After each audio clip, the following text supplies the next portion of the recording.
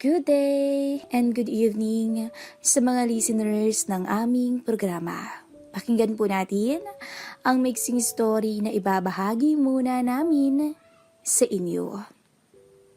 Ako nga pala si Simon, 35 years old na ngayon. May trabaho at pamilya na rin. Ang ilalahad kong kwento ay nangyari nung nasa 20s pa lamang ako. Isang babae ang minsang dumaan sa buhay ko na hindi ko malimutan. Siya, si Gemma. Girlfriend siya dati ng dad ko. Pero hindi sila nagkatuluyan dahil nakasalang airpot ko sa isa pa niyang kasintahan na malayo sa amin. Tita nga pala ang tawag ko kay Gemma that time. Si Tita Gemma ay nagtatrabaho sa isang company bilang manager. Nasa mid-30s na rin siya that time at ako naman ay nasa 20s pa lang. Mestiza at makinis si Gemma na kung titingnan ay parang college student lang to dahil mukhang bata ito tignan sa edad niya. Wala akong naramdamang anuman sa kanya noon. Hanggang sa dumating ang araw na nag-away sila ni Dad. Kahit na nagkalabuan sila, ay may communication pa rin kami ni Gemma. Ang dad ko naman ay patuloy pa rin nagpapadala ng bulaklak at pasalubong kay Gemma para ito ay suyuin. At ako naman, ang lagi niyang inuutusan para dalhin ang mga yon sa opisina niya.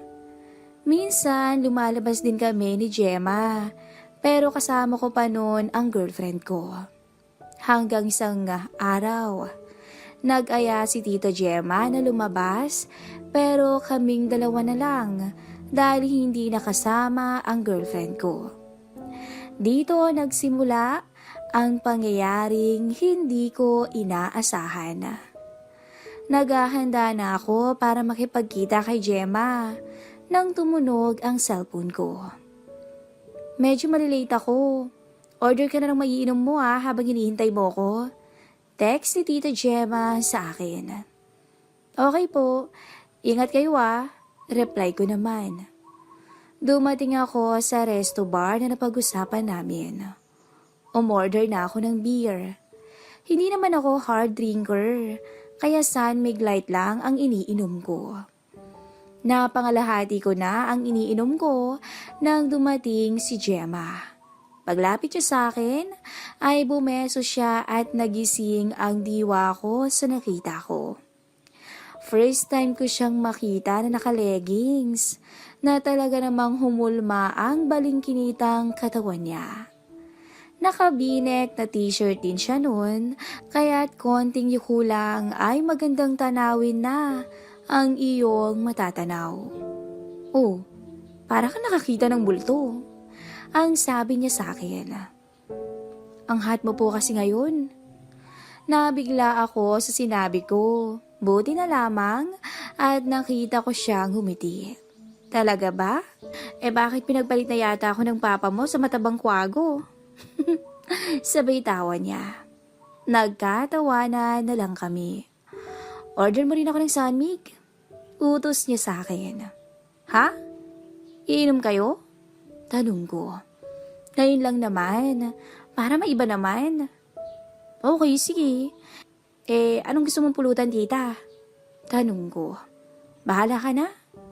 Kaya umorder na lang ako ng mga kahit anong pagkain. Pangalawang bote na ni Gemma. At ako naman ay pangatlong bote nang nag-aya siyang umuwi sa kanila. Gusto niya na po bang umuwi?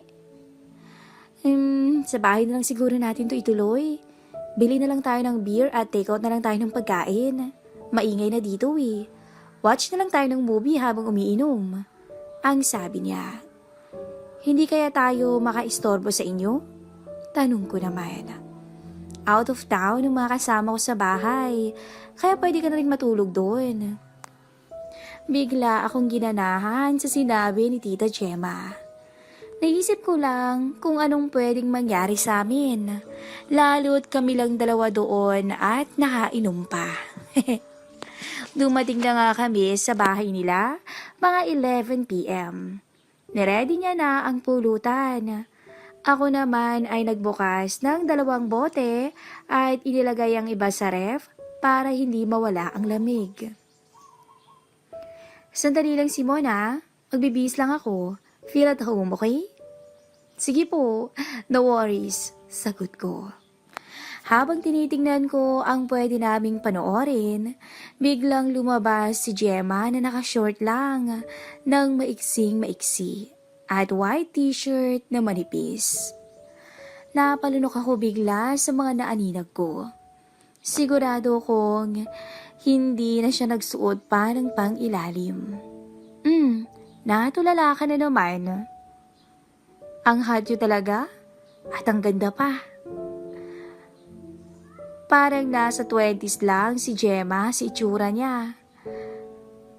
Dadaigin niya siguro ang mga dalaga pa. Palibhasa manager sa isang company, kaya sobrang alaga niya rin sa sarili. Parang hindi nagkaroon ng peklat o sugat ang mga hita at binti niya sa sobrang kinis at puti. Bigla akong nakita si Gemma na nakatingin sa akin. Nahuli niya kasi akong nakatingin sa harapan niya. Nang yumuko ito para ilapag ang ibang pagkain sa maliit na mesa. Hindi naman siya mukhang galit. Bagkus nakangiti pa nga siya at nagtanong kung sexy daw ba siya. Siyempre po, pautal kong sagot. Talaga ba? Opo, kung wala lang akong girlfriend ngayon, baka nga niligawan na kita eh. Bolero ka talaga. Simulan na nga natin.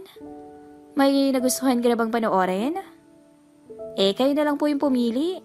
Sagot ko. Okay, kung gusto mo nga palang magpalit ng suit dyan para mapresuhan ka, may shorts pa naman ang dati kong asawa dyan. Si Tita Gemma nga pala ay matagal lang hiwalay sa asawa at may iba na ring pamilya ang dati niyang husband. Sige nga po, pahiram na po para makapagpalit na, sagot ko.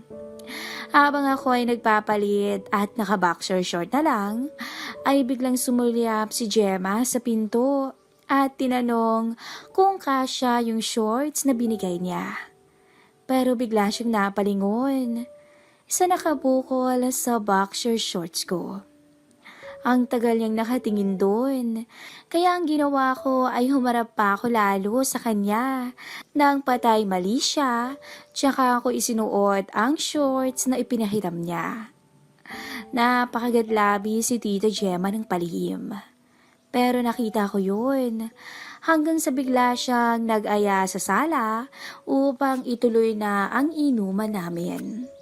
Habang nagkukwentuhan kami ni Gemma, ay hindi ko maiwasan na hindi mapatingin sa katawan niya.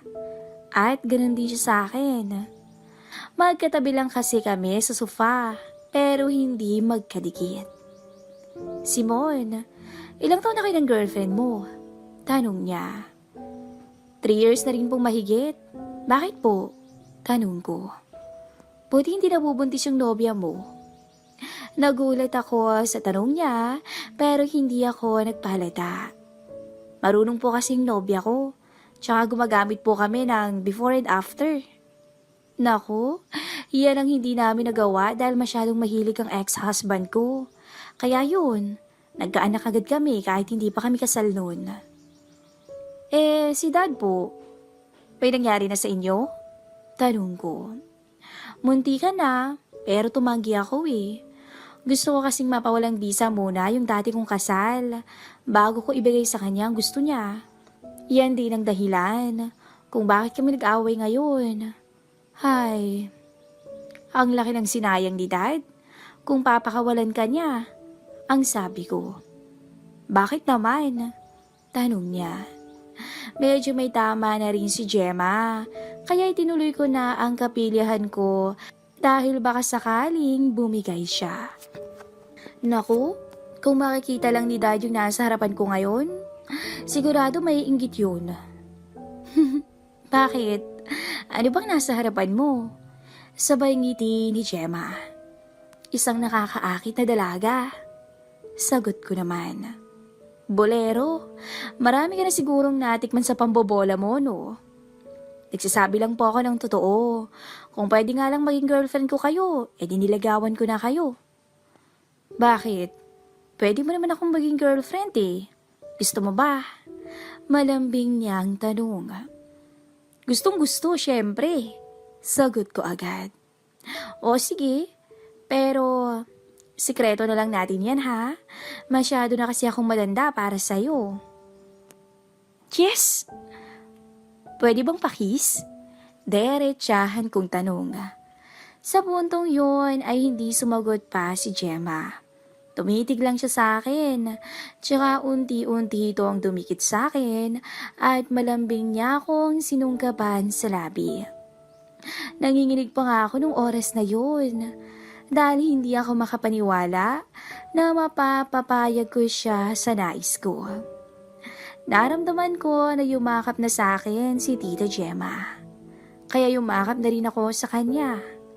Sa gigil ko nga ay napahaplos ako sa kung saan-saan at nakita kong pumungay ang kanyang mga mata.